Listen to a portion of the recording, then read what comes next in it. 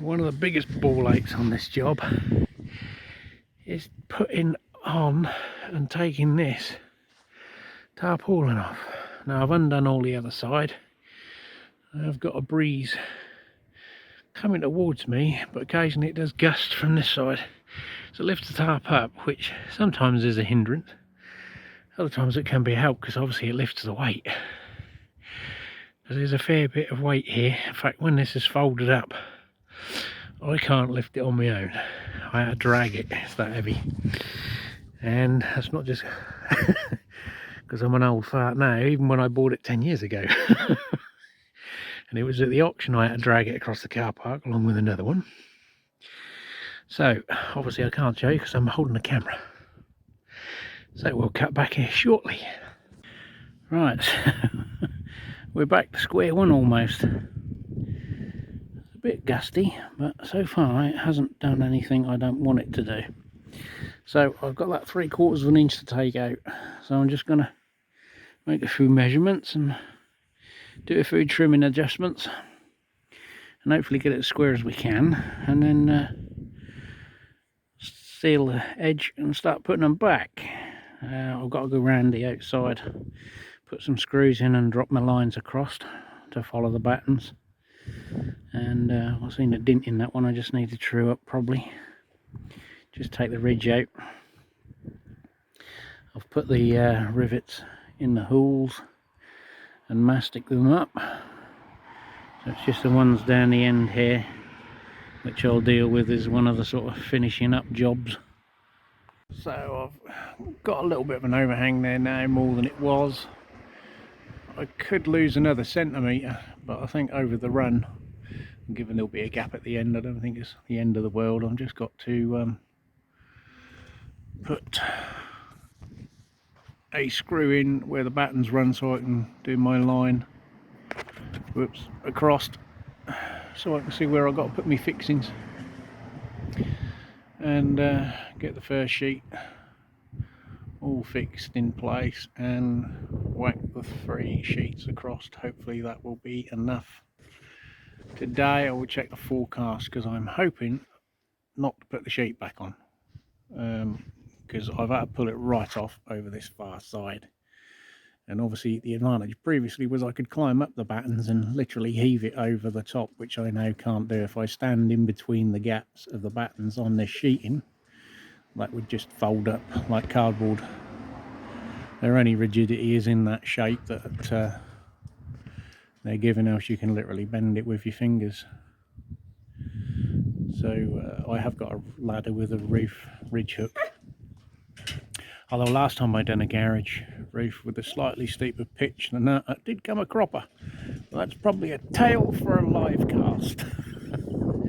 Luckily my arm stopped me zipping off the ridge hook ladder straight down, and after that I lashed a ratchet strap across. Someone thinks they're missing something, he's just jumped over the gate.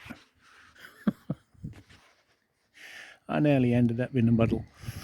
But so far no near misses, other than one yesterday stretching across the sheet with my hand there, and my other hand with the drill, my glove slipped, and obviously I'm already at that angle. I could have just gone, but luckily I didn't.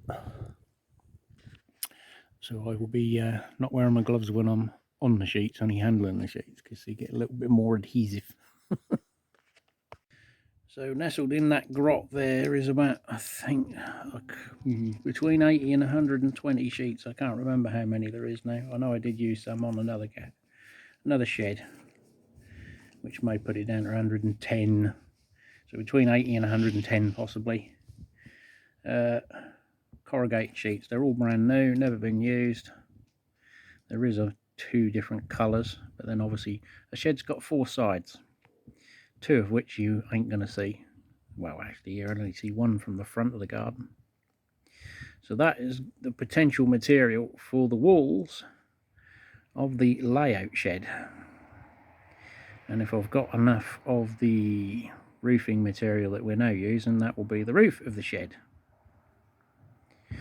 And under there is a choice of doors. Oh, I am getting fry attacked. Oh, I've had hold ups trying to find a bit of builder's line to make the 5th string, so I had to cut the long one and make that the 3rd one. The stitching screws that I'm using to join the two together, slightly shorter than the other ones, but they don't seem to sit in the socket very well. In fact, the other ones don't either, but these are even worse. So when you're trying to join the two up together, it's wobbling about, elongating the hole, and then obviously there's nothing to bite. So I'm having to reposition them, and when you're stretching the meter across and trying to get the bottom sheet to bite, to pull up and nip them together, it's a right chuffing pain. So that's held me up. So I'm now going to try and before dark get screws in, get the lines across and get the screws set in this sheet, and give it up as a bad job, because I've still got that one to go, and I'm getting to the point now where my legs are getting wobbly. I nearly put my foot through that already. I lose my foot or a hand grip, I crease the sheet and balls it up, so I think it's nearly time for bear o'clock. Well, number 4 is in finally, the job I couldn't finish off last night.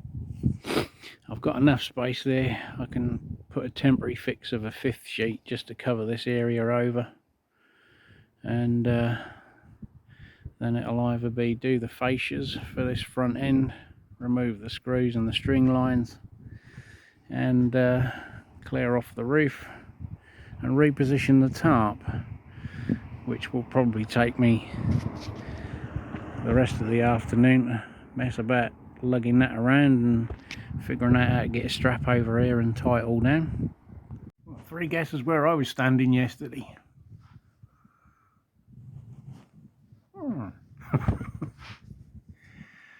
Yeah, so it would have been nice to have a skylight, but unfortunately I couldn't track down the correct profile of sheet, and then obviously it would have been possibly a problem with condensation running down the inside of the sheets and then dripping through, because obviously it wouldn't have had felt over that area. So I opted not to.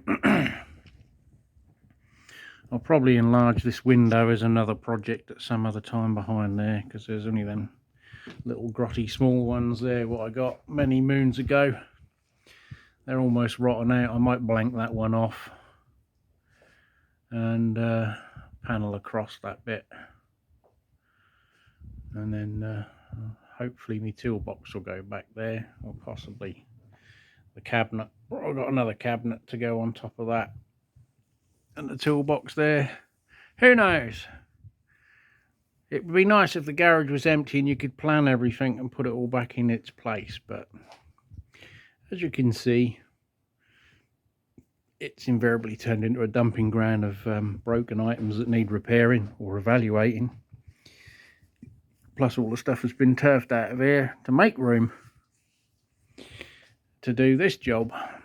Anything that was sort of going to be water damaged, like my welder and stuff, I've put in the other shed. But it would have been nice to have a bit more space to hoof out, especially here when I'm going to be working all over this and all this lot is in the way. Fortunately, most of the wiring's come off. I'm going to have to clear the sink and get across there to strip all the wiring away, because that piece of timber it's nailed to has got to be replaced. Well, that doesn't look too bad, but I'm not going to risk it. I got the wood, so it's getting done. And then I've got to obviously put that upper beam back on, strip out all this gable end. I can get that tank out of the way as well, because that never worked. It didn't give me enough pressure ahead of water to operate the hand wash unit, so I hooked up originally a hose pipe to a plumbing in here, but I've got it running across the yard now with a blue pipe. Yeah, so plenty more to do, although obviously when you look at this portion of roof versus what I've done, most of it is now done, I guess 75%. We've got a little bit more of a span here, but It should be hopefully more plain sailing now, because obviously I've got my new reference point to build from.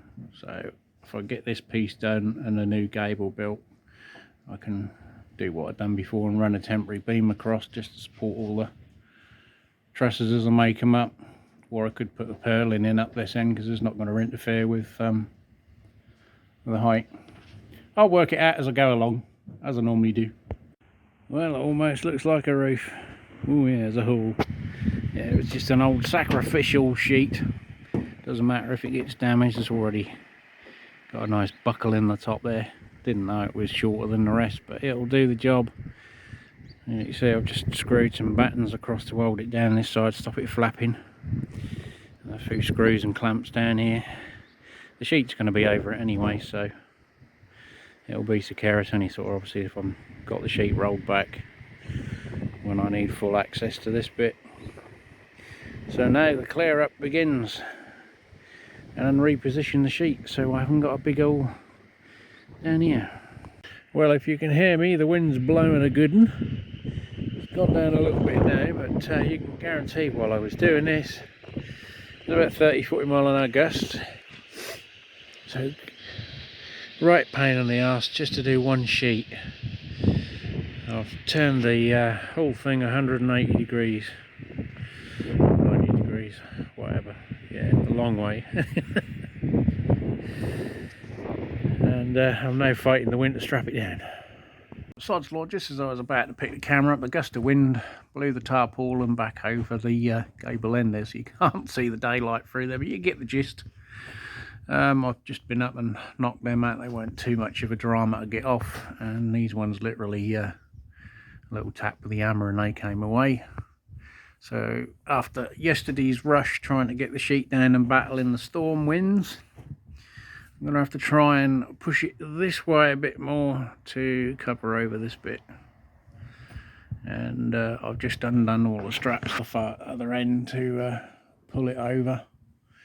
I've unscrewed some of the fixings on the bracketry that I can easily access, so I should be able to jack that timber up and probably replace that bit in situ. I might not need to, but it's just easier if I can do that job, and I'll get a bad weather day, I can sort of more or less do it going in and out without worrying about the whole roof being exposed. This one's another matter. The whole length of here is about 20 foot, two section joint together. So that'll have to be a fine weather day. And then I've got to get the big beam off as well, because that's attached to it.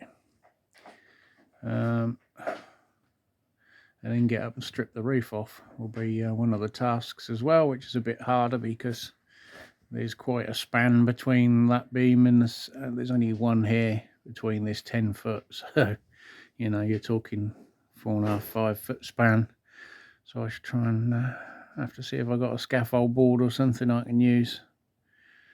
A couple of pieces of planks of timber to strap across there and stand on, so I've got access to the sheets and cut them away and remove them and strip the roof back like we did on one, well, nearly 6 months ago now. Yeah, 6-month project this is turning into. But it is what it is, unfortunately. So a quick pan round, probably doesn't look a lot different from the last shot, other than it's darker in here now as the sun's setting. But we got it over and attached to the bit of post over there, so it should hold it all down a bit better should the wind pick up. And the only thing to do is attack the old fitting there to get the TV bracket off, and then that'll be all that bit cleared. I might do that tomorrow depending on the weather, or I might just have a day off before it builds up too much. You can see obviously I've got cracked one there, cracked one there. That one's been repaired before. Yeah, that one went when I was doing the sheeting. Oh, sounds like the heavens have just opened up. Which brings me to another thing. I think there's a hole in the sheet just up there, which means the water's going to leak through and run out here probably. So we ain't going to be watertight quite yet. Stay tuned, folks. Well, rotten boards, I knew it was a little bit iffy. it was there with me standing on it, and I had a crack. Moved it over here and give it a boot, and it snapped.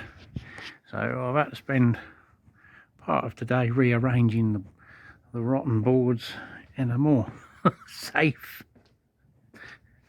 But we have, I know I was going to have Sunday off, but we put the flashing on, put the extra screws in the front gable there, and put the